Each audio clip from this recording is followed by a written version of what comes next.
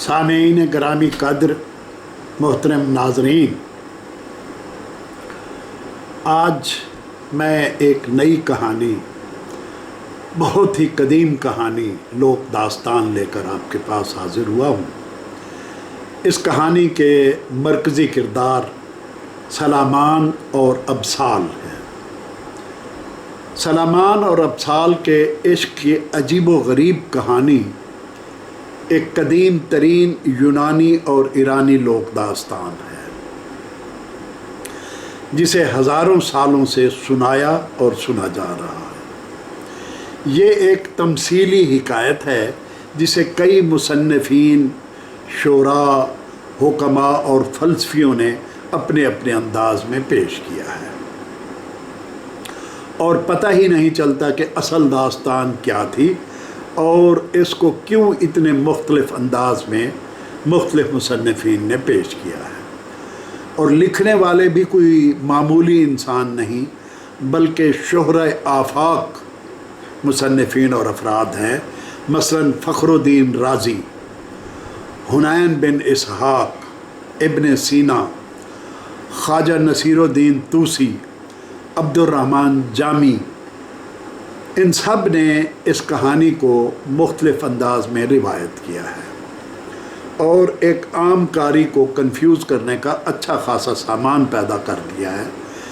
हज़रत दाऊद अलैहिस्सलाम के बेशुमार बच्चों में से दो बच्चों का नाम सलामान यानी हज़रत सुलेमान और अबसालान था, मगर ये निस्बत इत्तफ़ाक़िया है।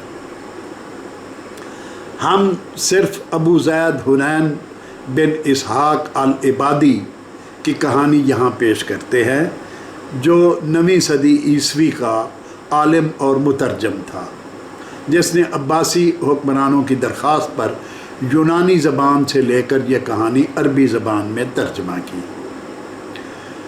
हुसैन बिन इसहाक अल इबादी जिसने ये कहानी बयान किया है, वो 809 में पैदा हुआ और 873 ईस्वी में वो इंतकाल कर गया। गोया वो 9वीं सदी ईस्वी का आलिम और मुतरजम था।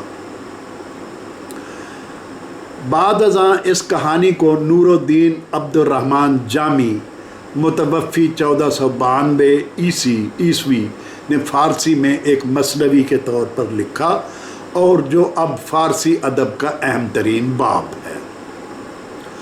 कहते हैं कि हज़ारों साल पहले हरमानूस नामी एक बरहमचारी और राहिब टाइप बादशाह था, जिसकी यूनान, रोम और मिस्र पर बैक वक्त हुकूमत थी।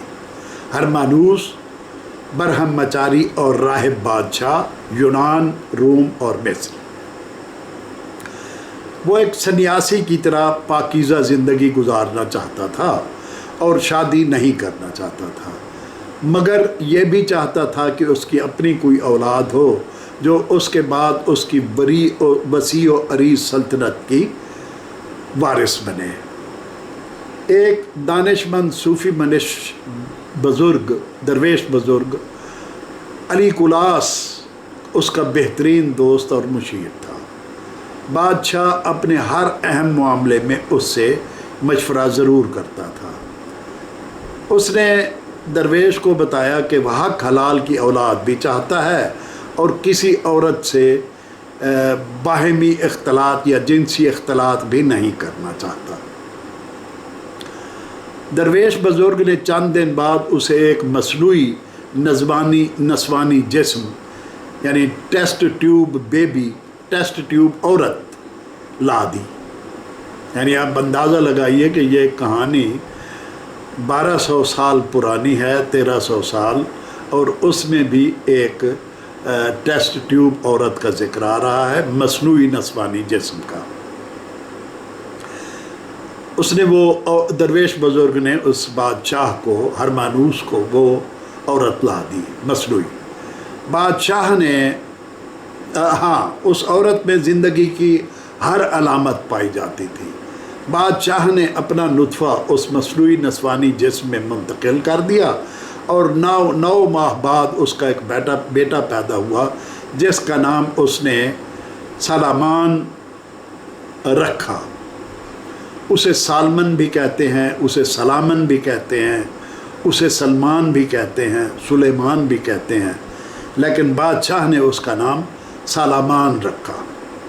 یہ جو آج کل ٹیسٹ ٹیوب بچے پیدا ہو رہے ہیں، اس کہانی سے معلوم ہوتا ہے کہ یہ تصور ہزاروں سال پہلے بھی پایا جاتا تھا۔ سلامان کی چونکہ کوئی ماں نہیں تھی، لہٰذا اسے دودھ پلانے، رضاعت، پرورش اور نشو و نما اور تعلیم و تربیت کے لیے ایک عورت ابسال کے حوالے کر دیا گیا۔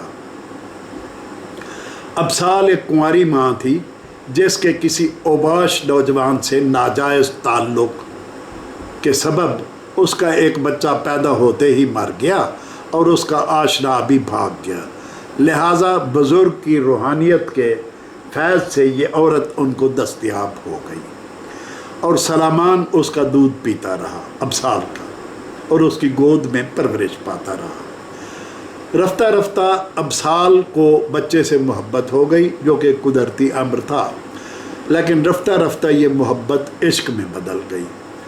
جو ہی سلامان سن بلوغت کو پہنچا، ابسال نے اس سے ناجائز تعلق قائم کر لیا۔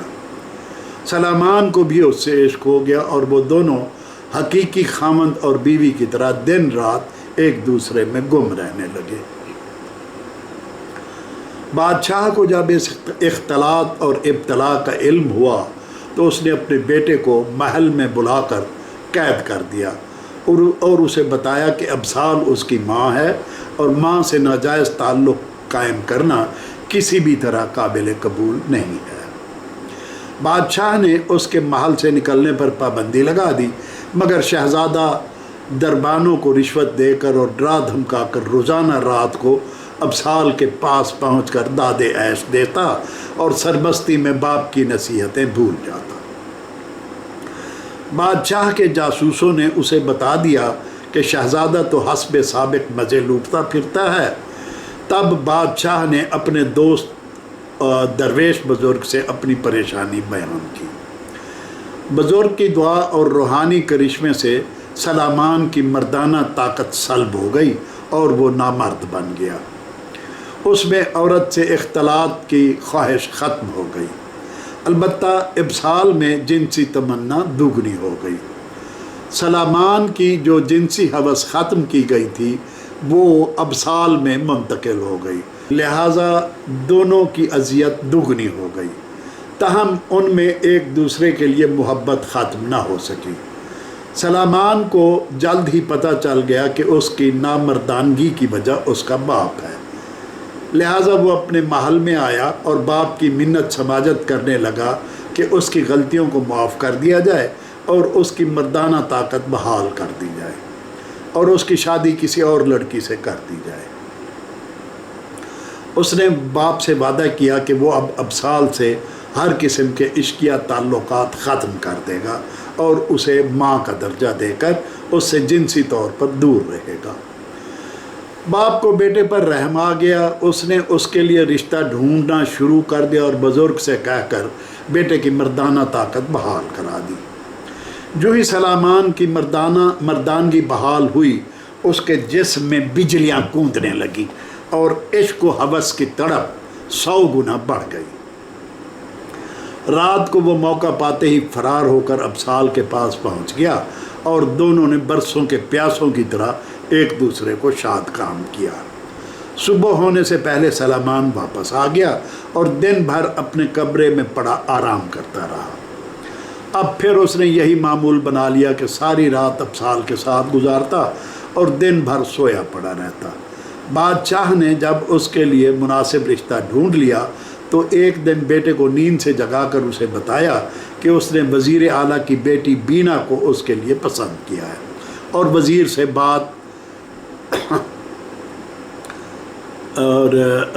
سے بات کر کے دونوں کا رشتہ بھی پکا کر دیا ہے۔ بادشاہ تو یہ بتا کر 2 دن کے لیے شکار کھیلنے اپنے مصاحبوں اور وزیروں کو لے کر جنگل کی طرف چلا گیا، مگر سلامان کا سکون غارت کر گیا۔ وہ اس وقت محل سے نکلا اور ابسال کے پاس جا پہنچا۔ دونوں نے منصوبہ بنایا کہ وہ جتنی دولت، سونا چاندی، ہیرے جواہرات اکٹھے کر سکتے ہیں کر لیں اور یہ ملک چھوڑ کر فرار ہو جائیں تاکہ انہیں اپنے باپ سے نجات مل سکے اور وہ کسی دوسرے ملک چلے جائیں جہاں اس کے باپ کا خیال بھی ان تک نہ پہنچ سکے۔